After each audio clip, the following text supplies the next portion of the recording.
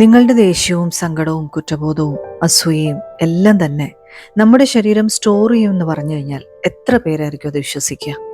ഇച്ചിരി പ്രയാസമാണല്ലേ? പക്ഷെ ഇത് മുഴുവനായും കേട്ട് കഴിഞ്ഞാൽ ഇത് വിശ്വസിക്കണോ വേണ്ടയോ എന്ന് നിങ്ങൾ തന്നെ തീരുമാനിക്കുക. ഒരു ഹിപ്നോതെറാപ്പിസ്റ്റ് എന്ന നിലയിൽ ഓരോ പേഷ്യൻറ്റിൻ്റെയും തെറാപ്പി ചെയ്യുമ്പോൾ എനിക്ക് മുന്നിൽ കാണുന്ന തെളിവാണ്. അതായത് എൻ്റെ ക്ലയൻസിൻ്റെ നാവിൽ നിന്ന് തന്നെ ചൂടായും തണുപ്പായും വേദനയായും പെരുപ്പായും ഒക്കെ ഓരോ ഇമോഷണൽ റിലീസസും എൻ്റെ കണ്ണിന് മുന്നിൽ ഞാൻ ഒരുപാട് കണ്ടിട്ടുണ്ട്. അതിലേറ്റവും കൂടുതൽ ഒരു പക്ഷേ സ്റ്റൊമക്ക് ഏരിയയിലും ചെസ്റ്റ് ഏരിയയിലും ത്രോട്ട് ഏരിയ അല്ലെങ്കിൽ നെക്ക് പോർഷൻ, ഷോൾഡർ പോർഷൻ, അങ്ങനെ ഒരുപാട് പ്രോമിനൻ്റ് ആയിട്ടുള്ള areas depending on the nature of the emotion and the individual experiences അതികഠിനമാണെങ്കിൽ അതുപോലെ തന്നെ ഇൻറ്റൻസ് ആയിട്ടുള്ള ഇമോഷൻസ് ആയിരിക്കും സ്റ്റോർ ചെയ്യുന്നത്. മനസ്സിൽ നമ്മൾ കടിച്ചു പിടിച്ച് നിർത്തുന്ന പല ഇമോഷൻസും മാനിഫെസ്റ്റ് ചെയ്യുന്നത് ഫിസിക്കൽ സിംറ്റംസും അസുഖങ്ങളായിട്ടുമാണെന്ന് പിന്നീടാവും നമ്മൾ തിരിച്ചറിയുന്നത്. ഏറ്റവും കൂടുതൽ ആങ്സൈറ്റിയുമായിട്ട് വരുന്ന എൻ്റെ മുന്നിലേക്ക് വരുന്ന ആൾക്കാർ ശരിക്കും ഒരു ഡീപ്പ് കേസ് സ്റ്റഡിയിൽ എനിക്ക് മനസ്സിലാവുന്ന കാര്യമാണ്, സ്റ്റൊമക്ക് ഏരിയയിലാണ് അവർക്ക് ഏറ്റവും കൂടുതൽ ബുദ്ധിമുട്ട് അനുഭവിക്കുന്നത്. അതേ ശരിക്കും എനിക്കൊക്കെ പണ്ട് എനിക്കറിയില്ലായിരുന്നു അത് ആങ്സൈറ്റി ആണെന്ന്. അങ്ങനെ വരുന്ന സമയത്തൊക്കെ വയറിനകത്തൊരു ബട്ടർഫ്ലൈ എഫക്റ്റ് അല്ലെങ്കിൽ നമ്മൾ പലരും പല രീതിയിൽ ആ വാക്ക് ഉപയോഗിക്കാറുണ്ട്, ആളലെന്നോ അങ്ങനെ ഇങ്ങനെയൊക്കെ പറയാറുണ്ട്. അപ്പോൾ അങ്ങനെ ഒരു ബട്ടർഫ്ലൈസ് അല്ലെങ്കിൽ തന്നെ ഒരു ഒമിറ്റിംഗ് സെൻസേഷൻ, ഇങ്ങനെയെല്ലാം നമുക്ക് ആങ്സൈറ്റി കൂടുന്ന സമയത്ത് നമുക്ക് കാണാറുണ്ട്. ശരിക്കും ക്രോണിക് സ്ട്രെസ് ആണ് നമുക്ക്, അല്ലെങ്കിൽ നമ്മുടെ ഉള്ളിൽ പരിഹരിക്കാൻ പറ്റാത്ത ഒരുപാട് പ്രശ്നങ്ങളുണ്ടെന്നുണ്ടെങ്കിൽ ഇറിറ്റബിൾ ബൗൾ സിൻഡ്രോം, അതായത് വയറിൻ്റെ ഭാഗം തന്നെയാണ്, അതായത് എപ്പോഴും ടോയ്ലറ്റ് പോകാനായിട്ട് തോന്നുക. നമ്മൾ പറയില്ലേ, നമ്മുടെ കൂട്ടത്തിൽ ഒരാളുണ്ടാവും എപ്പോഴും കക്കൂസ് എക്സ്പ്ലോർ ചെയ്യുന്ന ഒരാളെന്ന്. അങ്ങനെ നമ്മൾ തമാശയ്ക്ക് പറയാറില്ല. പലർക്കും ചിലപ്പോൾ ഉള്ളിൽ പരിഹരിക്കപ്പെടാൻ പറ്റാത്ത അല്ലെങ്കിൽ ഒരുപാട് ഒരു മനസ്സിലിട്ട് ഒരുപാട് അവരെ വിഷമിപ്പിക്കുന്ന ഒരുപാട് പ്രശ്നങ്ങൾക്കുടമയായിരിക്കും അവർ. ഇനി പറയുന്ന പ്രോമിനൻ്റ് ആയിട്ടുള്ള ഒരു ഏരിയ അല്ലെങ്കിൽ നമ്മുടെ ബോഡിയിൽ ഇമോഷൻസ് സ്റ്റോർ ചെയ്യുന്ന മറ്റൊരിടമാണ് ഹാർട്ടിൻ്റെ. അത് ശരിക്കും ഭയങ്കരമായിട്ടുള്ള ഹെവിനെസ് അല്ലെങ്കിൽ ഭയങ്കരമായിട്ടൊരു ചെറിയതായിട്ടുള്ള ഒരു ഇടയ്ക്കിടയ്ക്കുള്ളൊരു വേദന അല്ലെങ്കിൽ ഒരു നെഞ്ചിടിപ്പ് കൂടുന്ന പോലെ, ഒരു പാൽപിറ്റേഷൻ കൂടുന്ന പോലെ, അങ്ങനെയൊക്കെ ആൾക്കാർ പറയാറുണ്ട്. ഇതെല്ലാം ശരിക്കും പറഞ്ഞു കഴിഞ്ഞാൽ നഷ്ടപ്പെടുമോ അല്ലെങ്കിൽ നഷ്ടങ്ങൾ ഉണ്ടായിട്ടുള്ള ആൾക്കാർക്കാണ് ഏറ്റവും കൂടുതൽ ചെസ്റ്റ് ഏരിയയിൽ ഇമോഷൻസ് സ്റ്റോർ ചെയ്യുന്നത്.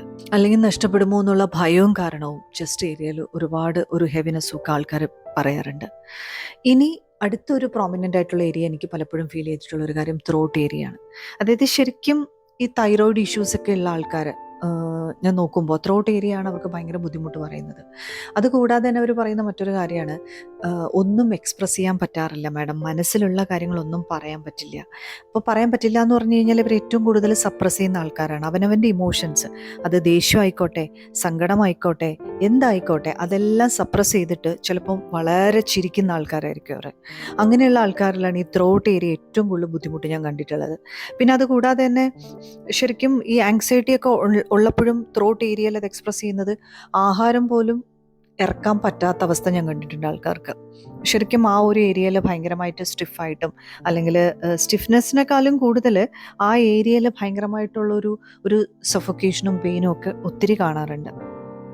ഇങ്ങനെയുള്ള ആൾക്കാരുടെ ഏറ്റവും മറ്റൊരു പ്രത്യേകത എന്ന് പറഞ്ഞാൽ എൻ്റെ സെൽഫ് ഇമേജിന് കോട്ടം തട്ടുമോ അല്ലെങ്കിൽ എന്നെപ്പറ്റി മറ്റുള്ളവർ എന്ത് വിചാരിക്കും, അതുകൊണ്ട് ഞാൻ വളരെ നല്ലതായിട്ട് ബിഹേവ് ചെയ്യണം, അങ്ങനെയുള്ള ആൾക്കാരിലുമാണ് ഈ ത്രോട്ട് ഏരിയയിൽ ഒരുപാട് ഇമോഷൻസ് സ്റ്റോർ ചെയ്യുന്നതായിട്ട് ഞാൻ കണ്ടിട്ടുള്ളത്. ഇനി മറ്റൊരു പ്രോമിനൻ്റ് ഏരിയ ആണ് ഷോൾഡർ അല്ലെങ്കിൽ നെക്കിൻ്റെ ബാക്ക് സൈഡിലുള്ള ഏരിയ. അതായത് ഏറ്റവും കൂടുതൽ ഭാരം ഞാൻ താങ്ങുന്നത്, അല്ലെങ്കിൽ സ്പൈൻ ആയിക്കോട്ടെ, ഏറ്റവും കൂടുതൽ ഒരുപാട് ചിലപ്പോൾ ഫാമിലിയുടെ ഭാരമായിരിക്കാം, അല്ലെങ്കിൽ ഒരുപാട് റെസ്പോൺസിബിലിറ്റീസ് എടുക്കുന്നത് കൊണ്ടും അങ്ങനെയെല്ലാം വരുന്ന ഒരു ഇമോഷണൽ സ്റ്റോറേജിൻ്റെ സ്പേസാണ് ഈ നെക്കും അതുപോലെ തന്നെ ബാക്ക് പെയിനും. അതായത് ഞാൻ ഒറ്റയ്ക്കാണ്, എന്നെ ഹെൽപ്പ് ചെയ്യാൻ ആരുമില്ല, അങ്ങനെയുള്ള കുറേ ഇമോഷൻസാണ് ഇതിൻ്റെ പിന്നിൽ, അതായത് ആ പെർട്ടിക്കുലർ ഏരിയയിൽ സ്റ്റോർ ചെയ്യുന്നത്. അപ്പോൾ ഇഷ്ടമില്ലെങ്കിൽ ഒരുപാട് കാര്യങ്ങൾ ചെയ്യാനായിട്ട് നമുക്ക് ഇഷ്ടമില്ലാതെ തന്നെ ഒരുപാട് കാര്യങ്ങൾ നമ്മുടെ ലൈഫിൽ ചെയ്യേണ്ടി വരുന്ന ആൾക്കാരിലും ഇതുപോലെ തന്നെ ആ ഒരു ഷോൾഡറിൻ്റെ ഏരിയ ഭയങ്കര സ്റ്റിഫും ഭയങ്കര പെയിനും, നട്ടെല്ലിൻ്റെ ഭാഗത്തും അതുപോലെ തന്നെ ഒരു പെയിനും ഒക്കെ കാണാറുണ്ട്. അപ്പോൾ ശരിക്കും പറഞ്ഞു കഴിഞ്ഞാൽ നമ്മുടെ ഓരോ സെൽസും നമ്മളുടെ ബോഡിയിലെ ഇമോഷൻസ് സ്റ്റോർ ചെയ്യുമെന്ന് പറഞ്ഞു കഴിഞ്ഞാൽ ഇനി നിങ്ങൾക്ക് വിശ്വസിക്കാൻ പറ്റുന്നുണ്ടല്ലേ? ഇനി ശരിക്കും 2013 സ്റ്റഡിയും കൂടി ഞാൻ നിങ്ങളോട് പറയാം. അതായത് ശരിക്കും മൈസിൽ നടത്തിയ സ്റ്റഡിയാണിത്. അത് ജനറേഷൻസ് ആയിട്ട് ഈ പറഞ്ഞ ഒരു പെർട്ടിക്കുലർ മൈസിൻ്റെ ഗ്രൂപ്പിന് ഒരു സ്മെല്ല്, അതായത് ഫിയർഫുൾ ആയിട്ട് അവർക്ക് എക്സ്പീരിയൻസ് ചെയ്യുന്ന ഒരു സ്മെല്ല് അവർ കൊടുത്തുകൊണ്ടേയിരുന്നു. ആ സ്മെല്ല് കൊടുക്കുമ്പോൾ അവർക്കൊരു ഫിയർഫുൾ ആയിട്ടുള്ള ഒരു എക്സ്പീരിയൻസും കൊടുക്കുകയാണ്, may be shock or something.